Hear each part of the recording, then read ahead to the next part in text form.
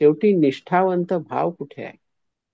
तर आपल्या आराध्य दैवतावरती, आपल्या सद्गुरु माऊलीवरती निष्ठावंत भाव असल्या कारणाने ह्या रूपामध्ये सुद्धा आपली माऊलीच तिथे विराजमान आहे ह्या भावनेने जेव्हा आपण त्या दैवताकडे पाहतो, तेव्हा निष्काम आणि निश्चल असं विश्वास मनामध्ये उत्पन्न असतो की विठ्ठल माझा तोच आहे, स्वामी समर्थ माझे तेच आहेत, रामदास स्वामी गडावरती गेलो दर्शनाला तरी तेच आहेत, 3.5 शक्तिपीठांच्या दैवतांना गेलो किंवा इतर सगळ्या शक्तिपीठांना गेलो तरी सुद्धा तिथे माझ्या सद्गुरु माऊलींनी आज हे रूप धारण केलेलं आहे. हा जेव्हा निश्चल भाव आणि विश्वास असतो ना, तेव्हाच हे असं गणूजवऱ्यासारखं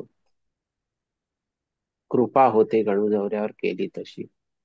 वास्तविक तो सर्वसामान्य होता, पण सर्वसामान्यामधनं त्यांनी हे असा मान्यत्व कसं गाठलं तर ते ह्या अभंगातनं आपल्याला कळतं. आणि निष्काम निश्चल विठ्ठली विश्वास, पाहू नये वास आणि कांची. पाहू नये वास आणि कांची म्हणजे काय? वास म्हणजे आणखीन कुठेही तुम्ही जाऊन राहू नका, वास करू नका, सहवास करू नका. म्हणजे एक तर एकच, एकतत्व नाम दृढ धरी मन, हेच त्याच्यामध्ये पाहिजे. आणि मग तुका म्हणे ऐसा कोण उपेक्षिला, नाही ऐकिला ऐसा कोणी. मग असा जेव्हा निष्ठावंत भाव असतो, निश्चलता असते, विश्वास असतो, तेव्हा तुकाराम महाराज म्हणतात की तुका म्हणे ऐसा कोण उपेक्षिला. मग असा जो अशा ज्या भावनेने युक्त किंवा अशा श्रद्धेने परिपूर्ण जो भक्त आहे, तर तो कधी उपेक्षेला जातो का? त्याने हाक मारता क्षणी स्मर्तृगामी, तसं दत्तगुरूंना स्मर्तृगामी म्हटलेलं आहे दैवत, की नाम घेताच ते तुमच्या आजूबाजूला सूक्ष्म रूपामध्ये उपस्थित होतं.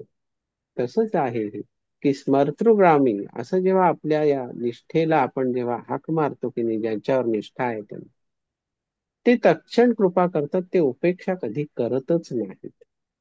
आणि नाही ऐकेला ऐसा कोणी म्हणजे कोणाची ह्या भावनेने जो चालतोय, वाटचाल करतोय, त्या कोणाचीही उपेक्षा आजवरती भगवंतांनी केलेली नाही, असं तुकाराम महाराज म्हणतात. की अजून ऐकलंच नाही आम्ही की अशी उपेक्षा कोणाची केली असेल, निष्ठावंत ज्याचा भाव आहे त्याचा.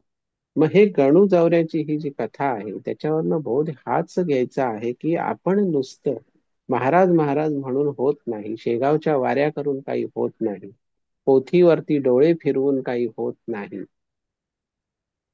पिठलं भाकरी आणि खिचडी शिऱ्याचा नैवेद्य दाखवूनही काही होत नाही. तिथं आतमध्ये तुमचं काय नेमकं जनित्र हालचाल करतंय ते महाराजांना अपेक्षित असतं आणि त्याच्याकडे महाराजांचं लक्ष असतं. मिठाई पेढे सावरी आणि भाव निराळा अंतरी, काय करायचंय त्याच्यासाठी? ते भाव निराळा अंतरी, मिठाई पेढे सावरी समर्थांच्या नावावर. आपण मागे ही कथा ऐकलेली आहे, माळी विठोबा घाटोळाची.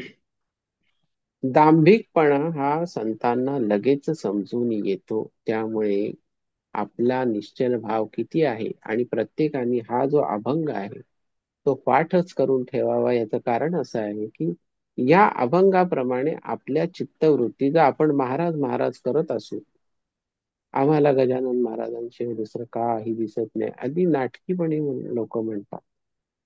नाटक कळतं, कसं बोलताय तुम्ही ते त्यातला भाव कळतो आणि खरा भाव कळतो.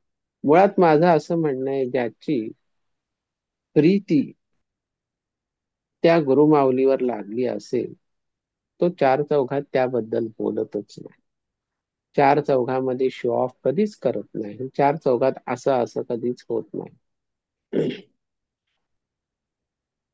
त्याच्या निष्ठा इतक्या काही गुंतलेल्या असतात की त्याला कधी कधी असं आपण म्हणू की मंदिरात सुद्धा जाण्याची इच्छा उरत नाही, कारण त्याला असं वाटतं की तिथे जाऊन काय, त्या गर्दीच्या लोटालोटीत जाण्यापेक्षा माझ्या घरामध्ये मला ही सद्गुरु माऊली माझ्या समोर बसणार आहे, इतका भाव दृढ झालेला असतो. मग पिठलं भाकरी त्यांना भरवता आली पाहिजे एवढी आपली तयारी आहे का? का आपण नुसतीच ती कवायत करणार आहोत? भाव निराळा अंतरी नको आहे, अंतरी म्हणजे मनामध्ये. मग निष्ठा आहे का तुमची? निश्चलता आहे का, निष्ठावंत भाव आहे का, निर्धार आहे का त्यासाठी, आणि तो तुमचा स्वधर्म आहे का, हा विचार करून पहा. तुम्ही कोणत्याही धर्माचे असा,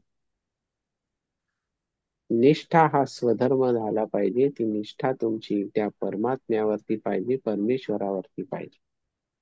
हे एवढंच आपण जरी लक्षात ठेवलं तरी सुद्धा महाराज आपल्याला कृपा केल्याशिवाय राहणार नाहीत, कारण त्यांना दुसरं काहीच नको आहे. परमेश्वर भावाचा भुकेला आहे असं आपण म्हणतो. आणि नैवेद्य बनवताना किंवा तो स्वयंपाक करताना मुक्यानी करावा असं म्हटलं जातं, की काही बोलू नये कोणाशी. तरी सुद्धा त्याच्यामध्ये खसवस खसवस करत असतात लोक. का? मग तू जर सोहळ्यात नैवेद्य करतोयस तर तुला बाकीच्यांच्या अंगावर ओरडायची काय गरज आहे? त्याच्या संदर्भातली एक छोटीशी कथा सांगावीशी वाटते. घडलेली हकीकत आहे ती, कलावती आईंच्या बाबतीतली हकीकत आहे. कलावती आई जेव्हा बेळगावामध्ये त्या मठामध्ये होत्या, तर त्यांच्या दर्शनाला रोज एक बाई येत असत. आता हे निष्ठावंत भाव ह्या संदर्भामधलंच हे उदाहरण आहे बरं का, मी विषयाला धरू नये, विषय सोडलेला नाही. तर त्या वेळेला त्या बाईंना असं वाटलं की आईंना आपण वड्या करून आणाव्या नारळाच्या. तर असं तिच्या मनाने घेतलं ते, की आईंना आपण त्या खातील, म्हणजे तेव्हा कलावती आई देहात होत्या.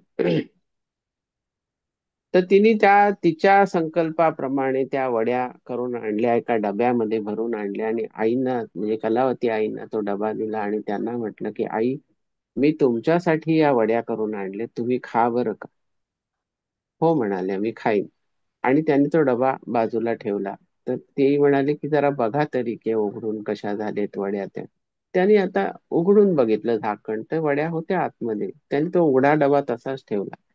ती बाई तिथंच बसली आणि ती काय तिथून हालेना. तिच्या म्हणजे आता तिथे दर्शनाला गर्दी असेल किंवा भजनासाठी बायका जमल्या असतील, मंडळी जमली असतील, तिचं लक्ष आईंकडे आणि त्या उघड्या डब्याकडे, की ह्या कधी माझ्या मी केलेल्या वड्या खाणार. तर त्यांनी काय ते केलं नाही, त्यांनी वडीला हातही लावला नाही. दुसऱ्या दिवशी ती बाई परत आली आणि तेव्हा त्यांना परत तिने विचारलं की आई, वडी खाल्लीत का तुम्ही? खाई ना बाळा, असं म्हणल्या त्या. खाल्ली नाही. आणि तिला पुन्हा लक्षात आलं की तो डबा उघडा तसाच्या तसा पडलाय. अरे त्या वड्या चिघळल्या असतील, त्याच्यावर माशा बसल्या असतील, आणखीन काय झालं असेल. असं कसं या करतात? म्हणजे तिच्या मनामध्ये मग तो भाव निर्माण झाला की म्हणे आमची यांना काही किंमतच नाही, एवढं कालपासून वड्या आणल्या तर तसा डबा पडलाय. बरं, इतर इथे एवढी वावरणारी जी काही सेवेकरी मंडळी आहेत त्यांनी सुद्धा त्याला हात लावू नये म्हणजे कमाल झाली. मग तिला ते राहवलं नाही. त्या दिवशी पण ते 2 तास तसेच गेले त्या भजनामध्ये, आणखीन आईच्या सत्संगामध्ये. आणि मग तिने येऊन विचारलं, आई, मी एवढ्या प्रेमाने तुमच्यासाठी वड्या करून आणल्या, तर तुम्ही अजूनही त्या खाल्ल्या नाही. तुम्ही मला फक्त आश्वासन देताय, खाई ना बाळ मी ते. तर आई तिला चटकन म्हणाला, तू काय आता म्हणालीस की मी प्रेमाने वड्या करून आणल्यात ना, पण वड्या तू प्रेमाने नाही केल्यास. तर ते म्हणाले, असं कसं, असं कसं तुम्ही म्हणता? म्हणजे ती त्यांच्याशी वाद घालायला लागली बाई. तर त्या म्हणाल्या, एक लक्षात घे की वड्या ढवळताना, वड्यांचं मिश्रण ढवळताना हाताला फारच जड लागलं, तेव्हा तू दाण दाण तो कालथा त्या पातेल्यावर आपटलास की नाही? आणि रागारागात तो कालथा आपटलास की किती मला तो असा ढवळायला त्रास होतोय, आपटलास ना? तर ती म्हणाली, हो, ते मिश्रण फारच जड लागत होतं आणि मला ते हाताला थोडीशी कळ लागली म्हणून मी तो आपटला झाला. तो रागाचा भाव, म्हणाल्या आई, म्हणाल्या त्या वड्यामध्ये उतरलाय, तुझा राग त्या वड्यात उतरलाय. त्या वड्या मी खाईन कशा आणि अन्य कोणालाही प्रसाद म्हणून देईन कशा? कारण त्याच्याही कडे मी जर प्रसाद म्हणून दिला की मी खाणार नाही, पण मी असाही दंभाचार करणार नाही की मला त्याचा त्रास होऊ नये म्हणून इतरांना झाला तरी चालेल म्हणून दुसऱ्याच्या हातावर मी वड्या ठेवल्या नाहीत एकेकाच्या. संपायला किती वेळ लागला असता, एवढी माणसं आहेत, पण मला ते करायचं नाही. म्हणजेच आईने तिला काय सांगितलं की त्यांना ते कळलं की ते दृष्टीने अतिंद्रिय की ही वड्या करत होती आणि तिने कशा पद्धतीने त्या वड्या करून आणल्या. वड्या छान होत्या पण शेवटी तिथं काय घडलं ती ज्ञानवाची मेघ आईने त्यांना सांगितली त्या बाईला. मग इथे आई म्हणतात की तेव्हा आईनी पण त्यांना सांगितलं की निष्ठावंत भाव आहे का तुझा, की तुझी निष्ठा आहे मान्य आहे मला, पण त्यामध्ये सुद्धा मनाचे जे सूक्ष्म व्यापार चालतात त्याच्यावरही तुमचा जर कंट्रोल नसेल, तुमचा जर ताबा नसेल, तर काय होतं हे या वड्यांच्या उदाहरणावरनं कळलं. ती बाई खरंच खजील झाली आणि ती म्हणाली माझं चुकलं. तेव्हा आई म्हणाल्या की चुकलं म्हणलीस ना, ह्याच्यातच सगळं आलं. तरी सुद्धा मी या वड्या कोणाला देणार नाही, कारण अगं त्या स्वतःच आतमध्ये त्या डब्यात रागाच्या आविष्कारात बसलेल्या आहेत. आता ह्या कथेवरनं काय बोध घ्यायचा तो आपण घेतला पाहिजे. मग तिथं आईने तिचा भाव जरी ओळखलेला असला तरी तो निष्ठावंत आहे का, निर्धार आहे का, की निर्धार आहे का ते विचार त्यांनी तपासून बघितलं ना, की जड लागते. अरे तुम्ही आजच करताय का वड्या, अनंत वेळा केल्या असतील किंवा अनंत वेळेला भाजायला जड लागणार असं समजा बेसन भाजतायत, आणखीन कुठल्या रवा भाजतायत लाडवाचा, तर भाजायला जड जाते हे आतापर्यंत अनेक वेळा अनुभवलेला असेल. पण त्या दिवशी मात्र दणादणा तो कालथा आपटला गेला आणि मग हे जे काय घडलं त्याच्यातनं वड्यांचं हे रामायण निर्माण झालं. असो हा भाग कथाभाग थोडासा वेगळा असा सांगितला, कारण उदाहरण इथं चपखल बसतं म्हणून. मग गणूजवऱ्यांची निष्ठा फक्त अशी अशी नव्हती हो. गणूजवऱ्याची निष्ठा ही अंतरातली निष्ठा होती, म्हणून महाराजांनी त्यांना वाचवलं. गण्या कपारीत बैसून किती धोंडे उडवले असं महाराज त्यांना विचारतात. मग तिथं गणूजवऱ्या काय त्यांना म्हणलं की समर्था जेव्हा पहिला सुरू उडाला तेव्हा तूच मला हाताला धरून त्या कपारीत बसवलंस. इतकी निष्ठा त्याची प्रबळ होती, त्याला इतका त्याचा भाव प्रबळ होता. दुसरा तिसरा कोण नाही, तूच तिथे या विहिरीमध्ये. आणि खरोखर विहिरीमध्ये ती गजानन माऊली खरंच त्यावेळेला अवतरली असावी, नाहीतर एवढी कपार लागणं किंवा कपार त्या विहिरीमध्ये निर्माण करण्याची क्षमता किंवा सामर्थ्य सुद्धा गजानन माऊलीचं होतं की त्याला वाचवायचंय. मग असं तर्कवितर्क लोक घालणारी खूप आहेत.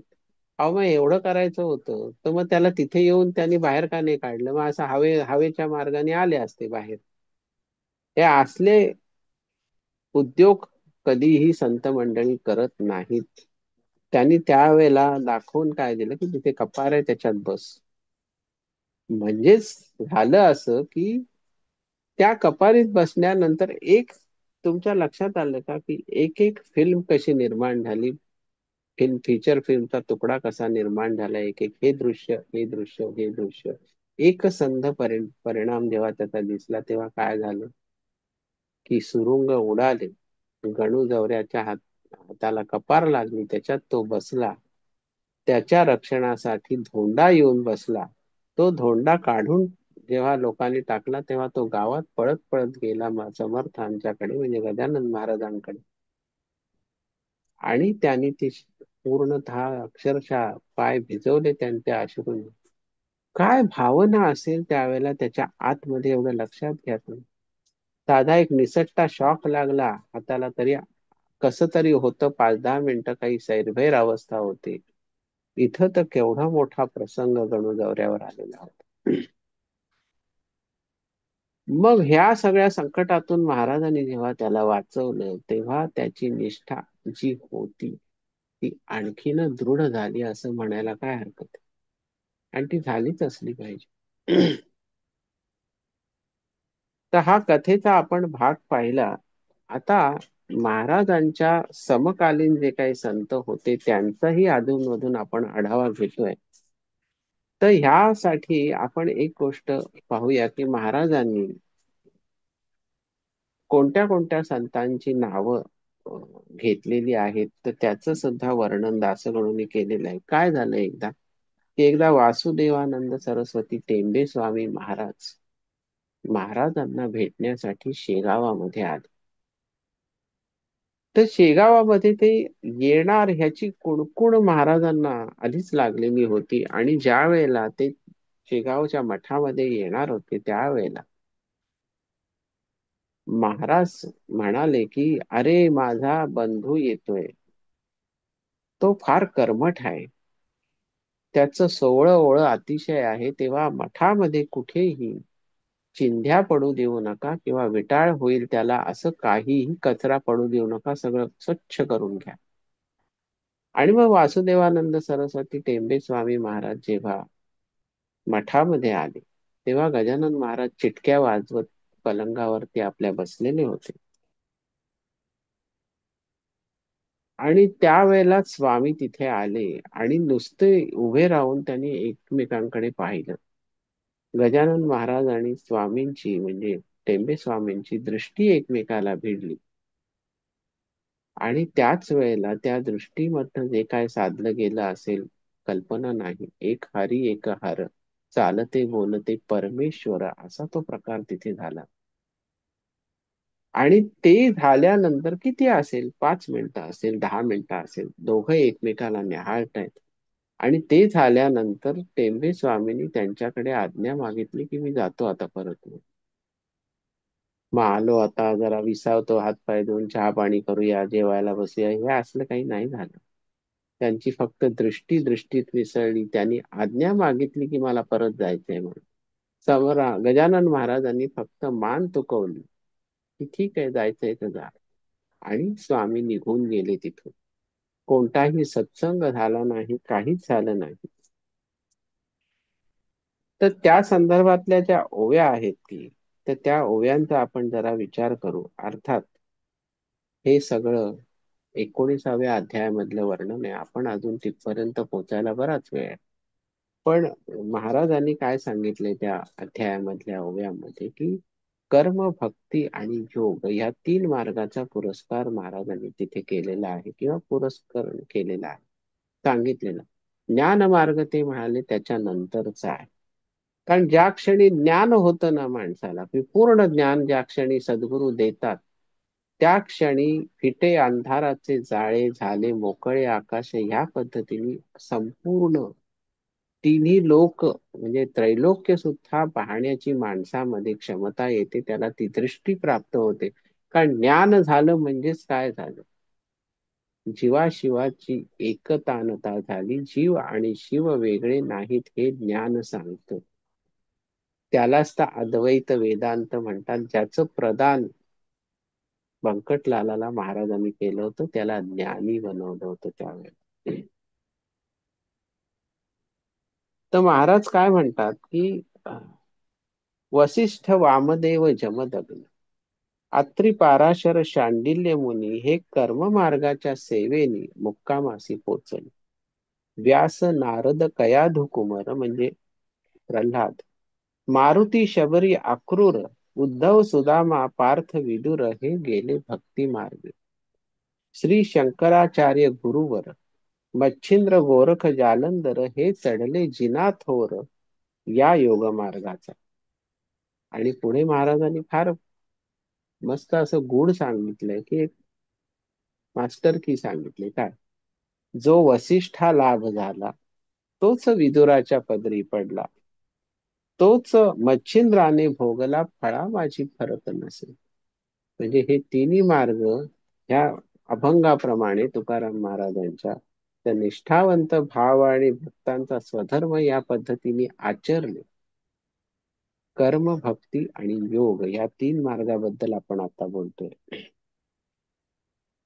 तोच मच्छिंद्राने भोगला फळा माझी परक नसे, तीच प्रथा पुढे चालली येथे न शंका घ्यावी मुळी. कर्म मार्गाची रक्षिली बुज श्रीपाद वल्लभे, नरसिंह सरस्वती यतीवर तैसेच झाले साचार, ठिकाण ज्यांचे गाणगापूर वाडी औदुंबर ख्यात जगी. नामा सावता ज्ञानेश्वर सेना कान्हो चोखा महार, दामाजी पंत ठाणेदार गेले भक्ती मार्गाने. शेख मोहम्मद श्री गोंद्यात, आता शेख मोहम्मद हे तुकाराम महाराजांचे समकालीन होते. महाराजांच्या आधीच्या बराच काळ आधीचे होते. शेख मोहम्मद श्री गोंद्यात, आनंदी स्वामी जालन्यात, सुरजी अंजन गावात देवनाथ चाहते योगाचे. तैसेच आहे सांप्रत कर्ममार्गी वासुदेव रथ. कर्ममार्गी वासुदेव रथ म्हणजे वासुदेवानंद सरस्वती टेंबे स्वामी महाराज यांना थोरले स्वामी असा अत्यंत आदराने दत्त संप्रदायात ओळखलं जात. तैसेच आहे सांप्रत कर्ममार्गी वासुदेव रथ मी धरला भक्तिपंथ. महाराज काय म्हणतायत? महाराज योग मार्गामध्ये अतिशय प्रवीण होते, तरी त्यांनी सांगितले की मी धरला भक्तिपंथ आणि का बहुता जणांनी पलूसचे धोंडी बुवा. आता पलूस हा तालुका आहे सांगली जिल्ह्यामधला. पलूसचे धोंडी बुवा, सोनगीरचा नाना बरवा, जालन्याचे यशवंतरावा भक्तिपंथ साध्य झाला. खाल्ला अम्माची विदेही, तेवी शिर्डीचे बाबासाई, गुलाबरावांचे ठाई ज्ञानदृष्टी असे रे. आपण गुलाबराव महाराजांचं चरित्र बघितलं. गुलाबराव महाराज अंध होते, तर महाराज काय म्हणतात? गुलाबरावांचे ठाई ज्ञानदृष्टी असे रे, म्हणजे प्रज्ञाचक्षु गुलाबराव असं ज्यांना म्हणत होते. पहा चांदूर तालुक्याचा वरखेडे नामे ग्रामाचा, आडकुची नामे संत साचा गेला याच वाटेने. मुऱ्हा गावचे संत रत्न झिंगराजी ते होय जाण, तेवी नागपूरचे ताजुद्दीन भक्ती मार्गासी चाहते. अवघ्या संत भक्ती मार्गासी चाहते, या अवघ्या संतांचे आचरण भिन्न प्रकाराचे, परी अधिकारी कैवल्याचे ते बैसले होऊन. मार्ग असो कोणताही त्याचे मुळी महत्व नाही, जो मुक्कामास जाई त्याचे कौतुक करणे असे. आम्ही ही भावंडे सारी, महाराज काय सांगतायत बघा, मी एकटाच नाही, आम्ही ही भावंडे सारी येतो झालो भूमीवरी, कैवल्याच्या मार्गावरी भाविक आणून सोडावया. जे ज्याला आवडेल तिकडे तो जाईल आणि मोक्षरूपी भोगील फळ त्या त्या पंथा आचरोनी.